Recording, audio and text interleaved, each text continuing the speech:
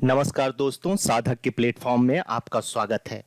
इस सीरीज के दो कॉन्सेप्ट, सीधी बात नो बकवास और मिनिमम टाइम मैक्सिमम आउटपुट के उद्देश्य के साथ आज हम आपको कुछ सदाबहार मटेरियल उपलब्ध कराएंगे। स्वाभाविक सा प्रश्न उठेगा कि यह सदाबहार मटेरियल क्या है। सदाबहार मटेरियल का मतलब है कि हम जो आज आपको उपलब्ध कराने जा रहे हैं उसका उपयोग आप सभी निबंधों में कर सकते हैं, बशर्ते कि लेखन शैली और भाषा शैली दोनों में आपकी पकड़ हो। और एक बात बता दूं कि आप एक प्रतियोगी परीक्षार्थी हैं।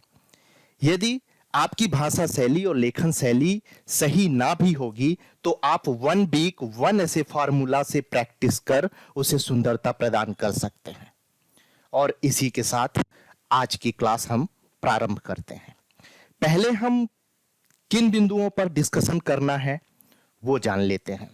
आज हम पंच लाइन बूस्टर पर डिस्कशन करेंगे, जिसका उपयोग आप अधिकतम निबंधों पर कर सकते हैं। इसी तरह की हेडिंग बना के आप A4 साइज के पेपर में और चीजें जो इनके अलावा आपको मिले इस हेडिंग में लिख सकते हैं। इसके अलावा हम सदाबहार दर्शन बूस्टर की बात करेंगे, जिसमें कई सारे दर्शन होंगे जिसका आप सभी निबंधों में, लगभग सभी निबंधों में प्रयोग कर सकते हैं।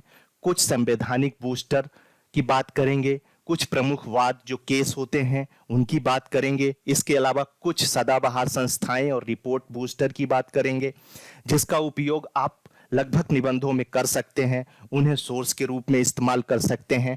इसी प्रकार हम सदाबहार अधिकार बूस्टर का प्रयोग करेंगे। कुछ ऐसे अधिकारों के बारे में मैं आपको बताऊंगा जिनका उपयोग आप लगभग हर निबंध में कर सकते हैं।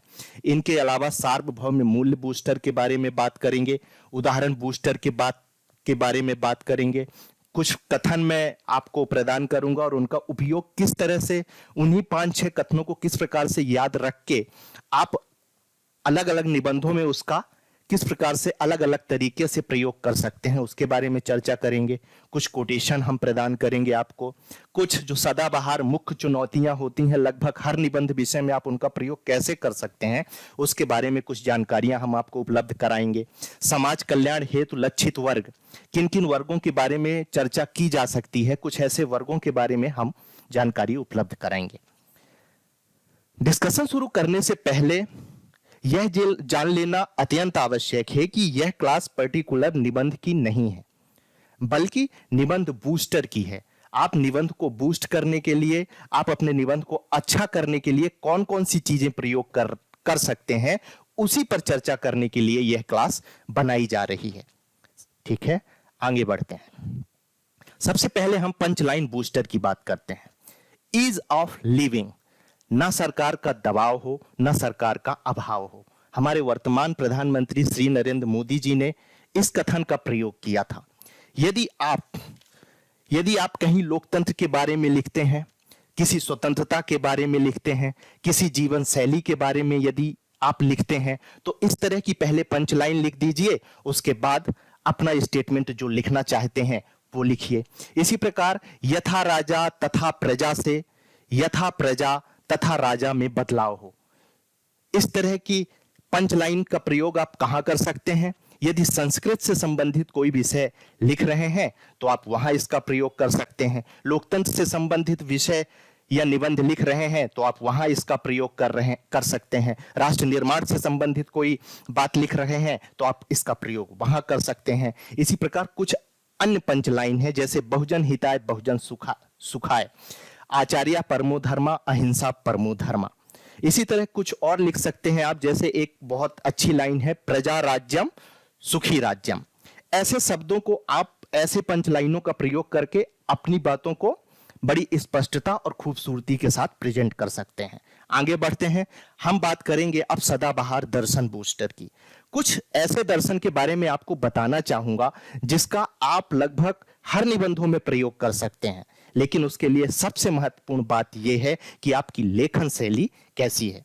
जैसे गांधी वाद दर्शन के बारे में यदि आप लिखना चाहें तो अपने निबंध में आप ट्रस्टीशिप, सत्याग्रह, सर्वोदय, सत्य, अहिंसा जैसे दर्शन गांधी जी के उपयोग कर सकते हैं। इसी प्रकार नेहरू जी के समाजवाद दर्शन लिख सकते हैं, पंथ निरपेक्ष दर्शन का उल्लेख कर सकते हैं, लोकतंत्र दर्शन का उल्लेख कर सकते हैं। जब टैगोर जी के बारे में आपको लिखना हो या कुछ ऐसी चीजें लिखना हो जहां मानववाद से संबंधित हो तो वहां टैगोर जी के दर्शन का प्रयोग करिए। अंतरराष्ट्रवाद से यदि संबंधित बात हो तो टैगोर जी को लिखिए, राष्ट्रवाद से संबंधित बात हो तो टैगोर जी को लिखिए, पुनर्जागरण से संबंधित बात हो तो टैगोर जी को लिखिए, आधुनिकतावाद से संबंधित बात हो तो टैगोर जी को लिखिए। इसी प्रकार अंबेडकर साहब से संबंधित यदि आप बात लिखना चाहते हैं किसी, तो सामाजिक न्याय, मानवाधिकार ऐसे विषय से संबंधित यदि निबंध लिख रहे हैं आप, तो वहां अंबेडकर साहब को कोट करिए। इसी प्रकार विवेकानंद जी को कोट करने के लिए आप आध्यात्मिकता से संबंधित,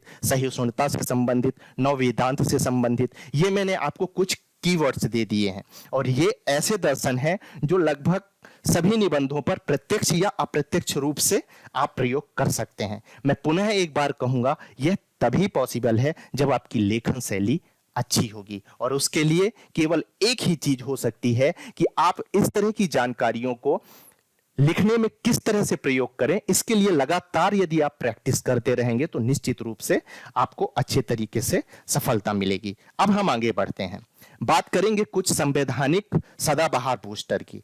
संविधान से संबंधित निश्चित रूप से हर निबंध में, आप माने या ना माने, लेकिन हर निबंध में संविधान से संबंधित कुछ बातें हमें अवश्य लिखनी होगी।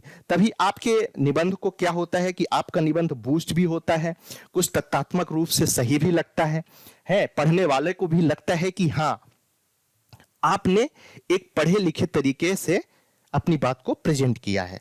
तो संवैधानिक बात करते हैं जब, सबसे पहले प्रस्तावना की बात करेंगे। जब आपको न्याय की बात करना हो, सामाजिक, आर्थिक, राजनीतिक न्याय की बात करना हो, स्वतंत्रता की बात करना हो, लोकतंत्र, समाजवाद, इस तरह की बातें करना हो, तो वहां पर आप प्रस्तावना को कोट कर सकते हैं।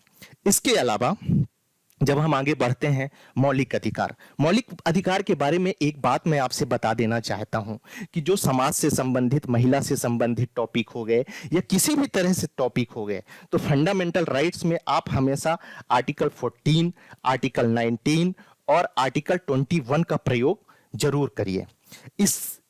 ये ऐसे आर्टिकल हैं जो लगभग सभी में प्रयोग किए जा सकते हैं अधिकार के रूप में। फंडामेंटल राइट्स, जहां आप स्वतंत्रता की बात लिख रहे हैं, वहां भी इसका प्रयोग कर सकते हैं। अब आगे बढ़ते हैं हम, जब मौलिक कर्तव्य की बात करना हो तो मौलिक कर्तव्य से संबंधित अधिकार और कर्तव्य के बारे में लिखना हो तो मौलिक कर्तव्य का वहां पर आप प्रयोग कर सकते हैं।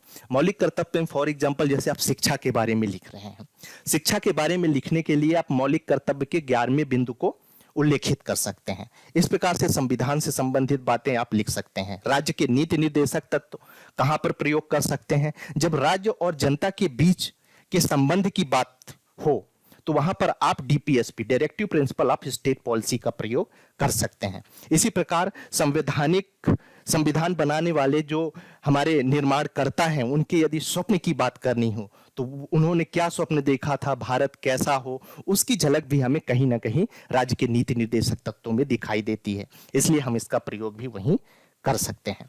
अब हम आगे बात करते हैं प्रमुख वाद। कुछ केस हैं जो मैं आपको प्रदान कर रहा हूं, इन केस को जब आप लिखेंगे तो आपकी सत्यता और आपकी तथ्यता दोनों अच्छे तरीके से प्रेजेंट होंगी।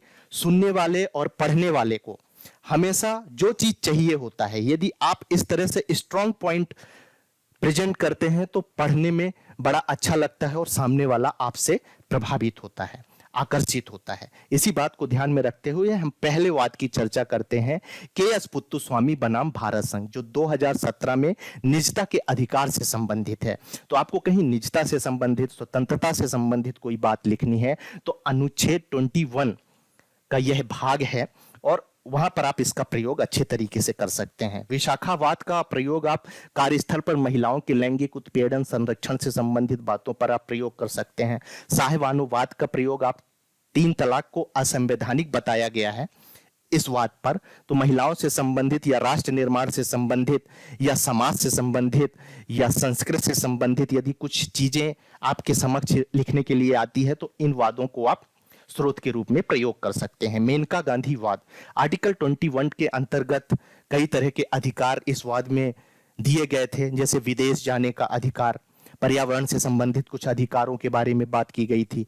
तो इस तरह से यदि इन वादों के बारे में आपको थोड़ी थोड़ी जानकारी है तो आप इन वादों को अपने निबंध में आप कोट कर सकते हैं। आगे बढ़ते हैं।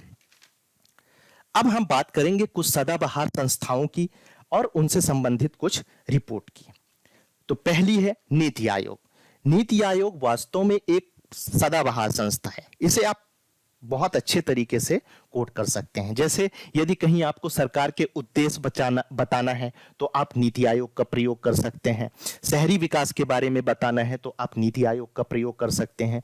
ग्रामीण विकास के बारे में आपको बताना है तो आप नीति आयोग का प्रयोग कर सकते हैं। इसी तरह मैकेंजी एक संस्था है।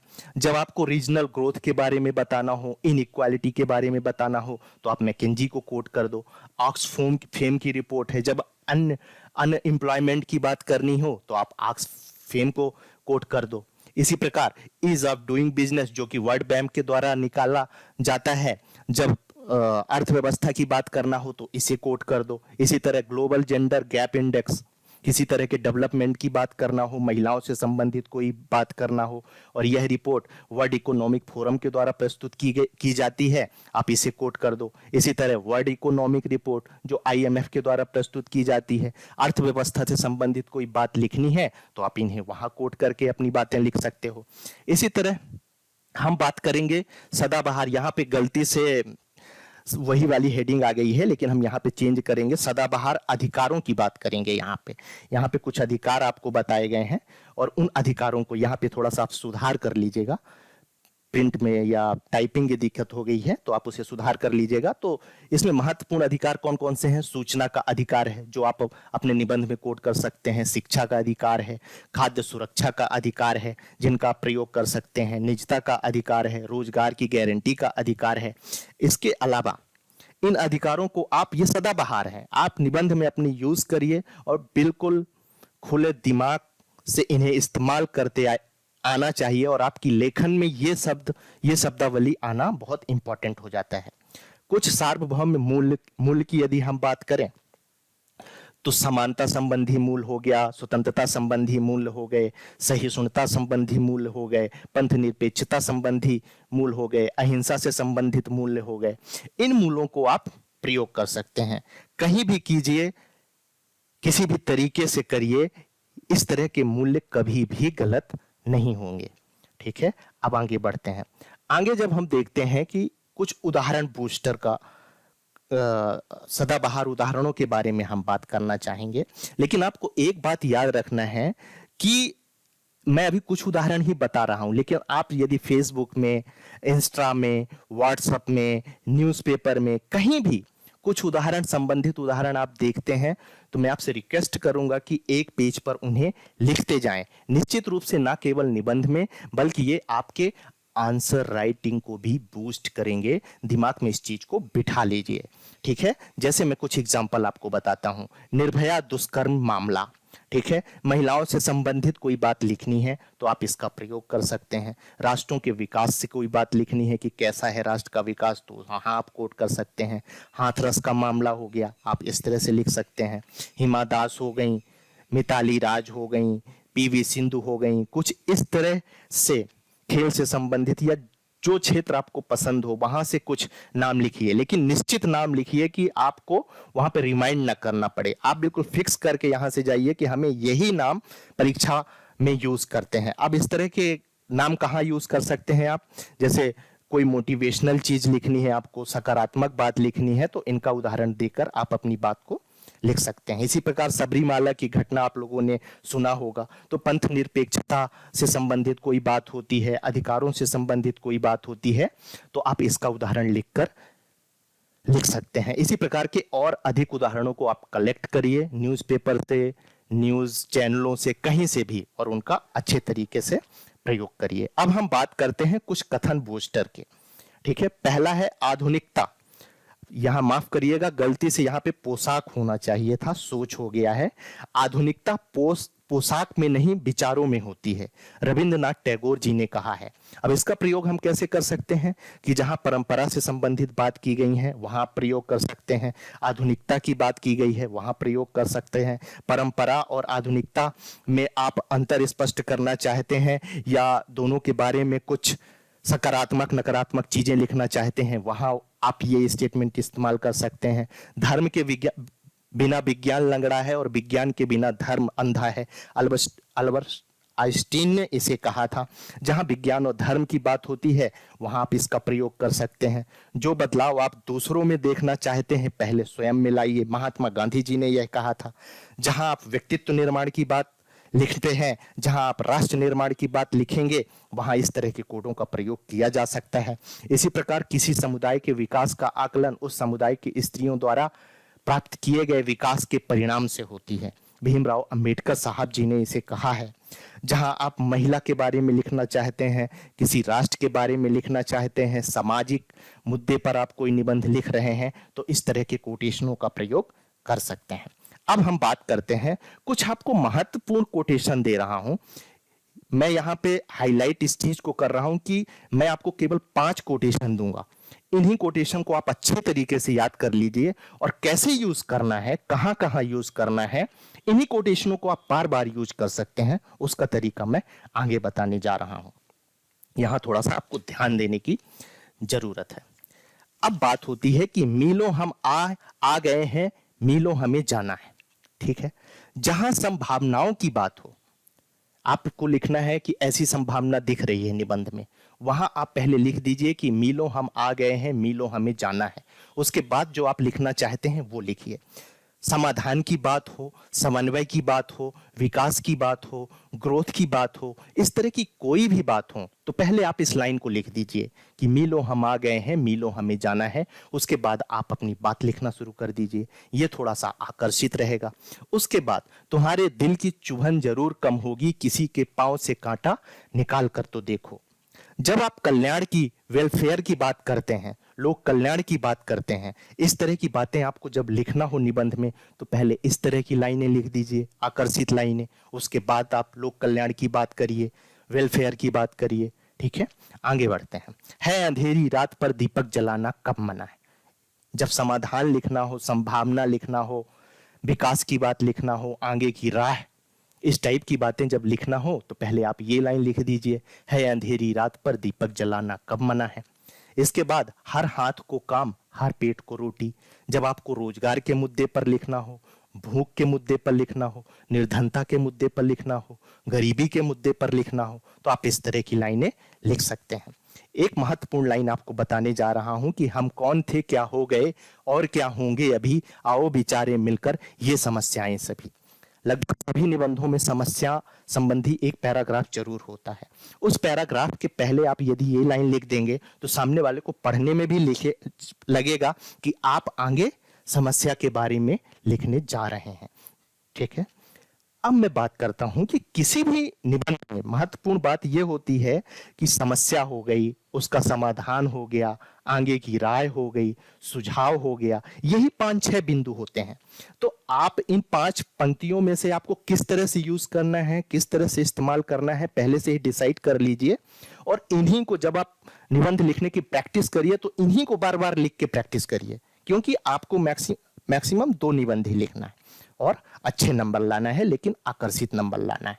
ठीक है, इस तरह की और पंक्तियां लिखें तो कोई जरूरी नहीं है, मिले तो आप वो पंक्तियां भी लिख लें, लेकिन मैं यही कहूंगा कि उन्हें लिख जरूर लें और पहले से डिसाइडेड होना चाहिए कि ये चीजें आपको करनी है। अब हम कुछ सदाबहार चुनौतियों के बारे में चर्चा कर लेते हैं, जो हर एक निबंध में आप कहीं ना कहीं प्रत्यक्ष अप्रत्यक्ष रूप से जोड़ सकते हैं। जैसे जातिवाद संबंधित चुनौती है, क्षेत्रवाद संबंधित चुनौती है, भाषावाद संबंधित चुनौती है, भ्रष्टाचार से संबंधित चुनौती है, संगठित अपराध से संबंधित चुनौती है, जलवायु परिवर्तन से संबंधित चुनौती है, बेरोजगारी से संबंधित चुनौती है, नक्सलवाद से संबंधित चुनौती है, उग्रवाद से संबंधित चुनौती है, चरमपंथ आतंकवाद से संबंधित चुनौती है। ये कुछ ऐसी चुनौतियां हैं कि यदि आप इन्हें 3-4 बार पढ़ेंगे तो आपके दिमाग में ये चीजें आ जाएंगी। यदि कुछ भी लिखने का नहीं रहा तो कम से कम उलट फेर करके आप इन चुनौतियों को आगे पीछे करके लिख सकते हैं। अब हम बात करते हैं समाज कल्याण हेतु कुछ लक्षित वर्ग। यदि ऐसी जरूरत पड़ती है निबंध में लिखने का जिसमें आपको कुछ वर्गों का उल्लेख करने की जरूरत पड़ती है, तो आप एसटी, एससी, ओबीसी, महिलाएं, बच्चे, दिव्यांग, वरिष्ठ नागरिक, थर्ड जेंडर, सीमांत किसान, बीपीएल परिवार, असंगठित क्षेत्र के मजदूर, इस तरह से आप इनका प्रयोग अच्छे तरीके से कर सकते हैं। अगले टॉपिक के साथ हम नेक्स्ट क्लास में मिलेंगे।